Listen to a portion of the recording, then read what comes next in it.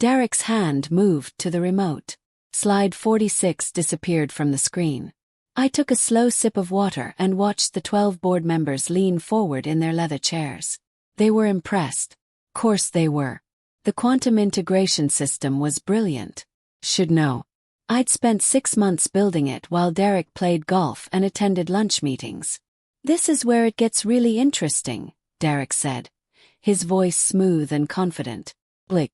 Slide 47 appeared on the screen. The room went completely silent. Derek's face drained of all color. The slide showed a photo of my home office, taken through my apartment window. The timestamp read 11:47 p.m., July 15th. You could see me at my desk, surrounded by 3 monitors, all displaying the code Derek was currently claiming as his own innovation. But the real kicker was the small photo in the corner showing Derek's Instagram post from that exact moment. He was at Rush Street Bar 2 miles away, celebrating with champagne. Let me back up 6 months. I'd been at TechCorp for 4 years, working my way up from junior developer to senior systems analyst. Derek joined as department manager 2 years ago. First, things were fine. He seemed supportive, asked good questions, gave me space to work. But somewhere around month 6, I noticed a pattern.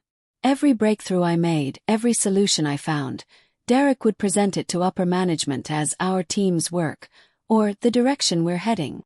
The pronouns shifted. I became we. We became I. By the time the quantum integration project came around, Derek had perfected the art of taking credit while doing none of the actual work. The project started in April. Our company needed a system that could handle data from multiple platforms simultaneously, something nobody in the industry had figured out yet. I'd been thinking about this problem for years. I submitted my proposal on April 3rd. 27 pages of technical specifications, architecture diagrams, and implementation timelines. I'd worked on it for 3 weeks, staying late every night, sacrificing weekends. Derek called me into his office the next day. "This is interesting, Sophia," he said, not looking up from his phone. "But it's too ambitious. Too technically complex. The board will never approve something this risky from a mid-level analyst." I felt my chest tighten. "But the calculations are solid. I've tested the core algorithm. It works." "I'm sure you believe that," Derek said, finally meeting my eyes. "But you need to understand how things work here. Big ideas need big names behind them. That's just reality." He rejected my proposal. I went back to my regular duties, disappointed but not surprised. Then, 3 weeks later, Derek submitted nearly the identical proposal under his own name. I found out by accident. I was walking past the conference room when I heard Derek's voice. Through the glass wall, I could see him presenting to the executive team. My diagrams were on the screen. My words were coming out of his mouth. I stood there, frozen, watching him take credit for weeks of my work. He changed maybe 5% of the content, reworded a few sentences, adjusted some formatting. But it was my proposal, my idea, my system. The executives loved it. I could see them nodding, taking notes, asking excited questions. Derek fielded every question with confidence, even though I knew he didn't actually understand the technical complexity. He was reading from my documentation, simplified just enough that he could repeat it without comprehension. The project was approved with a budget of $2.3 million. Derek was praised for his innovative thinking and technical vision.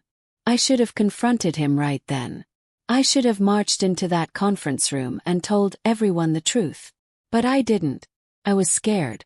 Scared of being labeled difficult, of being seen as someone who couldn't work as part of a team, of losing my job. So I stayed quiet and watched Derek take credit for my life's work. That night, I sat in my apartment and made a decision. If Derek was going to steal my project, I was going to document everything. Every line of code, every design decision, every late night and early morning. I would protect my work legally and prepare for the moment when I could prove what he'd done. I started with the patent. I researched intellectual property law for 2 weeks. I learned that work created outside company hours, without company resources, belonged to the individual creator. The core quantum integration algorithm had been developed entirely on my personal computer, using my own software licenses, during evenings and weekends. I'd done this before Derek approved the company project. I filed for a patent on May 15th.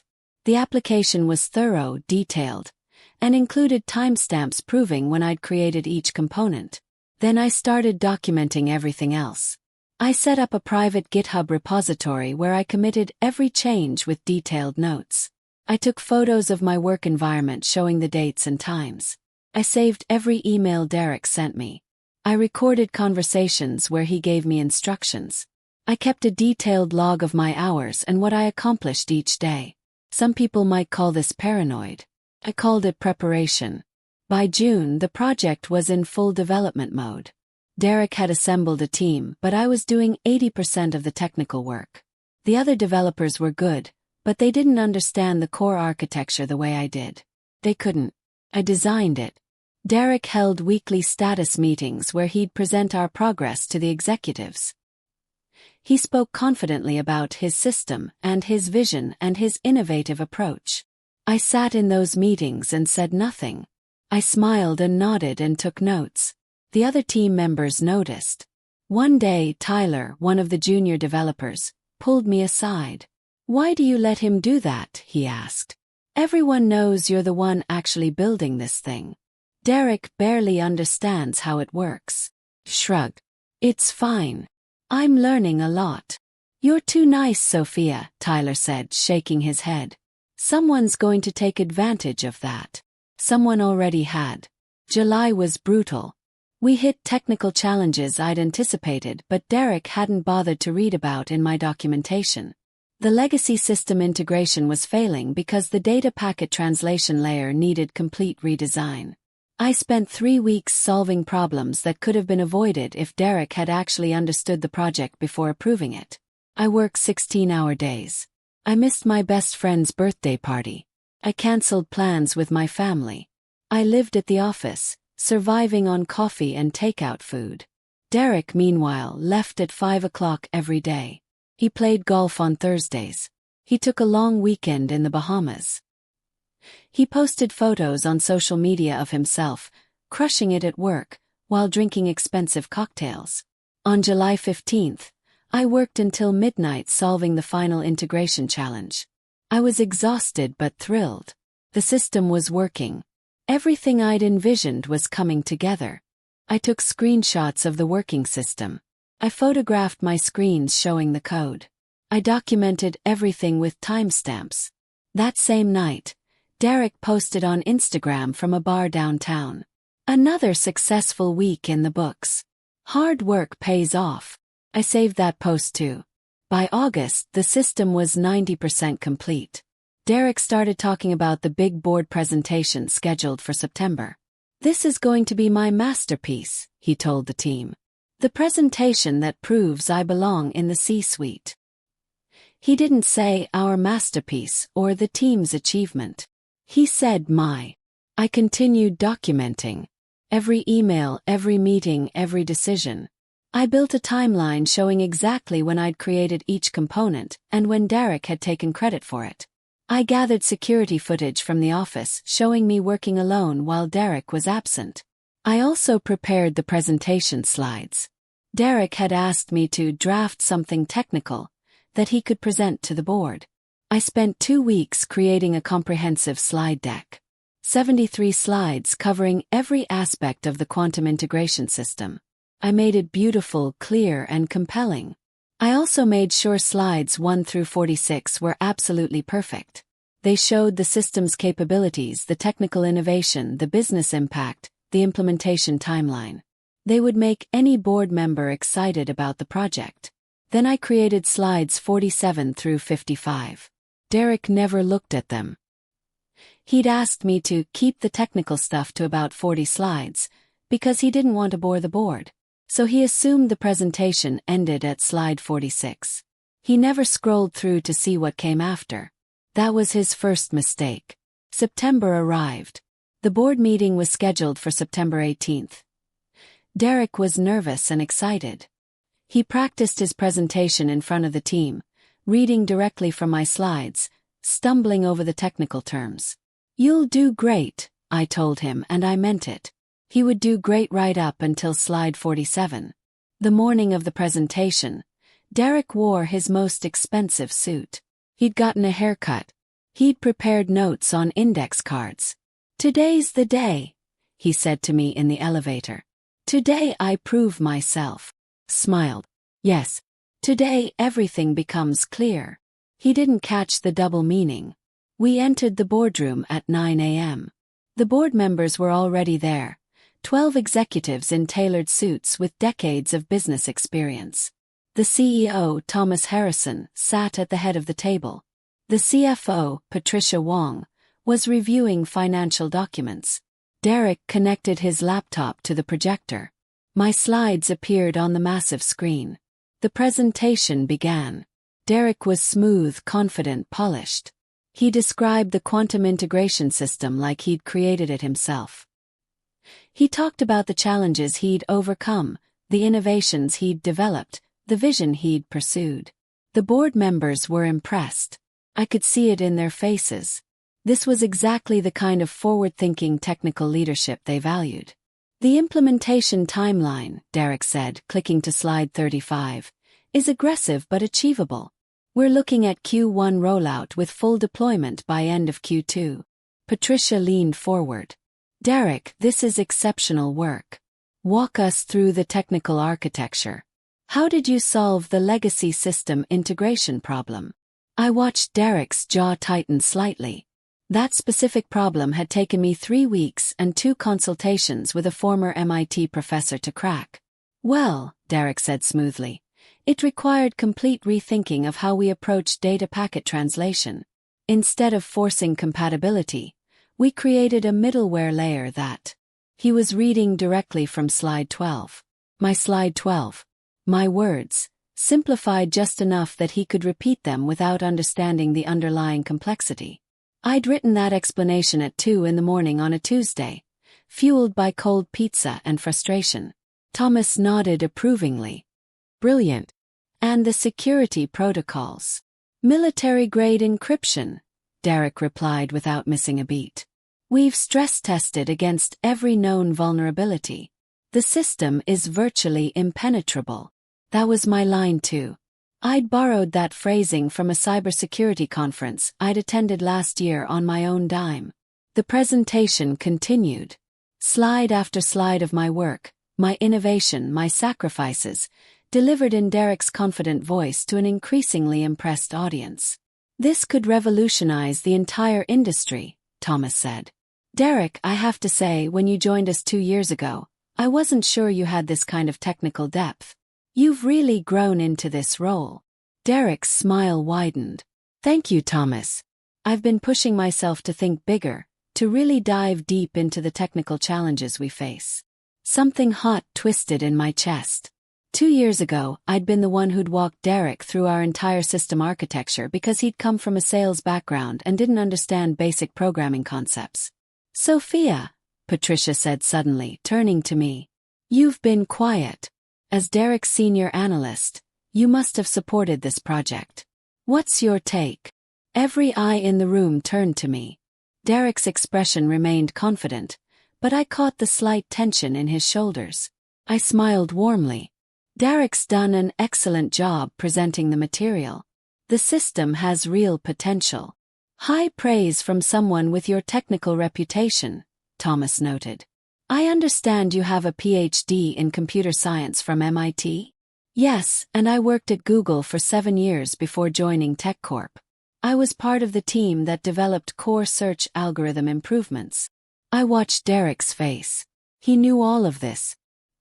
He'd read my resume when I'd interviewed for a position that should have been his equal but somehow ended up being his subordinate. "Well," Patricia said, "you must be proud to have contributed to something this significant." "Contributed?" The word hung in the air like smoke. "I'm very invested in the project's success," I replied. Which was absolutely true. I was extremely invested in what was about to happen in exactly 14 slides. Derek cleared his throat. "Should we continue? There's quite a bit more to cover." "Please." Thomas gestured. The presentation moved forward. Slide 40. Slide 41. Slide 42. Derek discussed projected ROI, risk mitigation strategies, competitive advantages. He was in his element now, gesturing enthusiastically, making eye contact with board members, playing the role of innovative technical leader perfectly. Checked my watch. Right on schedule. Slide 43 covered timeline and milestones.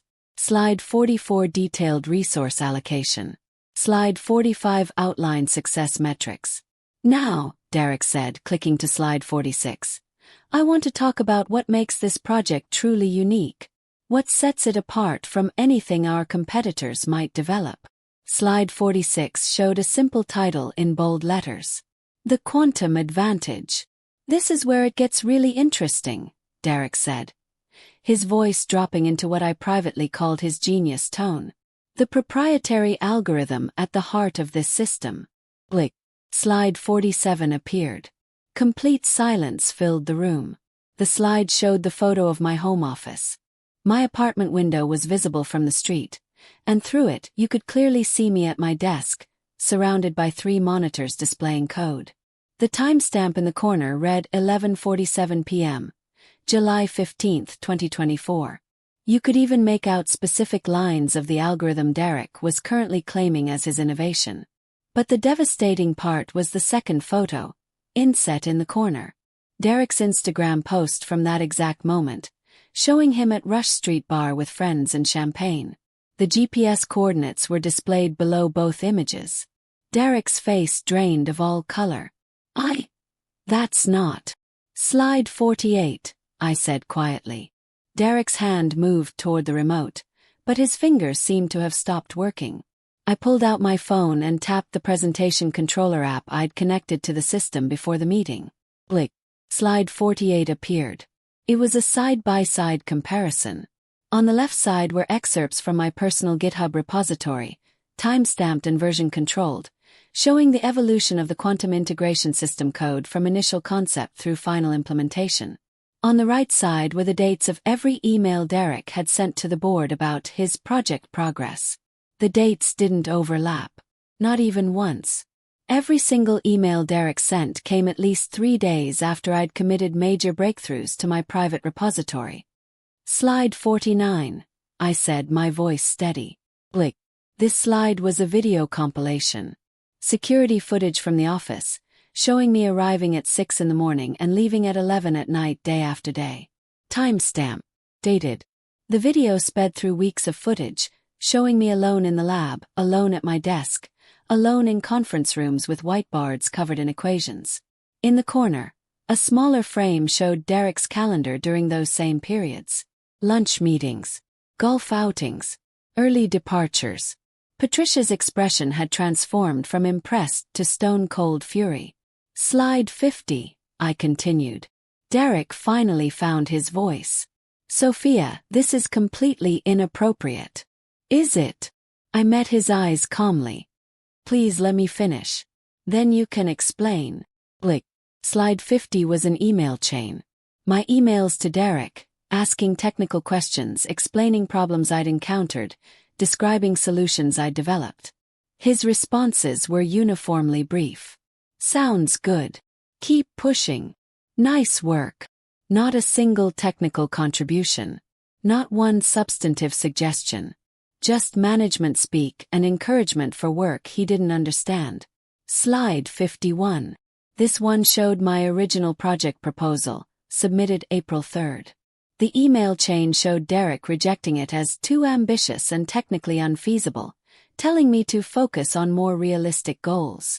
3 weeks later, Derek had submitted nearly the identical proposal under his own name. That proposal had been enthusiastically approved. Thomas broke the silence. Derek, I think you need to explain what we're seeing here. Derek's mouth opened and closed.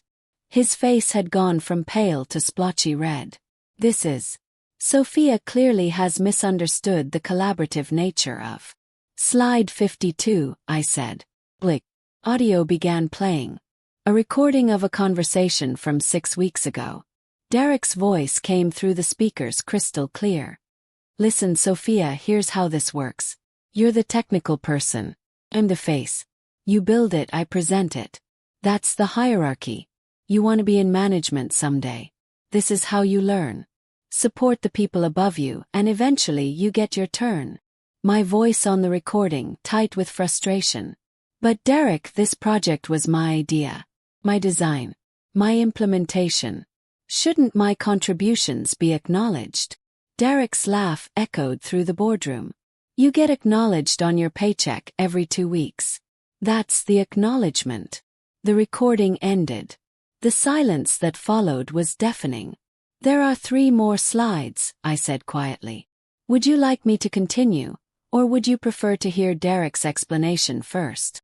Patricia's voice cut through the tension like a knife. Continue. Blick. Slide 53 was a detailed breakdown of my qualifications versus Derek's. My PhD from MIT, my publications, my patents, my 7 years at Google. Beside it, Derek's MBA from an online program. His sales background. His complete lack of technical certification. Slide 54 showed the organizational chart. Derek earning $185,000 annually as my direct supervisor, while I earned $94,000 as senior analyst. Slide 55, I said, is where things get interesting. Blick. The final slide was simple. Just text. But the text made Patricia sit up straighter and Thomas lean forward with sudden intensity. Patent application US 2024-789456. Filed October 15, 2024. Inventor, Sophia Martinez. Title: Quantum Integration System for Multi-Platform Data Synthesis. Below that, a brief explanation. Because this project was initially rejected by management and developed on my own time using my own resources, intellectual property rights default to individual inventor per employee handbook section 7.3. Patent approved November 8, 2024.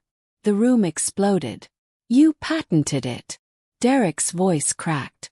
That's company property. Actually, I said calmly, according to the employment agreement we all signed, intellectual property developed outside working hours without company resources belongs to the individual.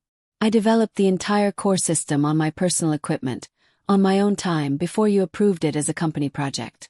The patent was filed 2 weeks before you took this to the board for approval. This is theft, Derek sputtered. No, Patricia interrupted coldly. What we just witnessed is theft.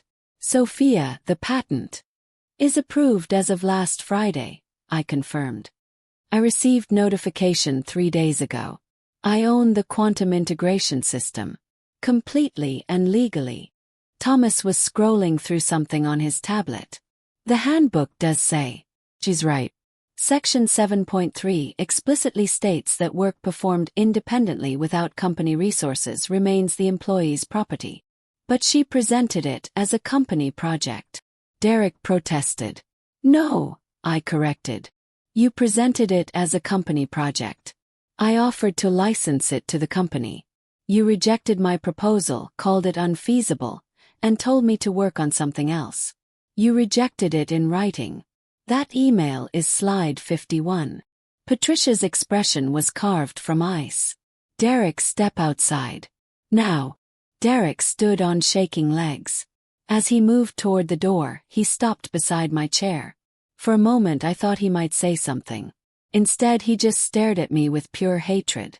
I met his gaze steadily. You told me I'd get my turn. I just decided not to wait. The door closed behind him with a soft click. Patricia turned to me. Sophia, I apologize that it took this dramatic presentation for us to understand what was happening. This is a massive failure of oversight on our part.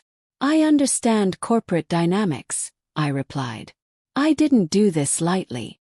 But I couldn't let him present 6 months of my work as his own achievement. The patent, Thomas said. Would you be willing to license it to the company? I would. For the right terms. Which are? I'd rehearsed this moment 1,000 times. I want Derek's position as Director of Technical Innovation. I want a salary adjustment to match the position market rate for someone with my qualifications and this patent. I want a seat at the executive table for technical strategy discussions. And I want a licensing agreement that's fair to both parties. The company gets exclusive rights, and I receive royalties on revenue generated above baseline projections. Patricia and Thomas exchanged glances. That's quite a list, Patricia said.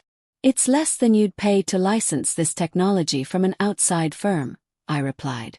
And significantly less than you'd spend developing something equivalent without the patent I own. I've already received inquiries from 3 competitors. Hadn't actually, but they would have if I'd made it available. Thomas smiled slightly. You've thought this through. I've had 6 months to think while I built something extraordinary. And about 45 minutes during Derek's presentation to confirm I'd made the right decision. The board needs to discuss this, Patricia said. But Sophia, speaking personally, I'm impressed by your restraint. You waited until slide 47. You let us see how valuable the system is before proving Derek was stealing it. Strategic timing, I replied. By slide 47, you'd already committed to believing the project was brilliant. That made the betrayal land harder. Within 24 hours, I had a contract as Director of Technical Innovation at $210,000, plus royalties. Derek was terminated for cause. And I finally got the recognition I'd earned.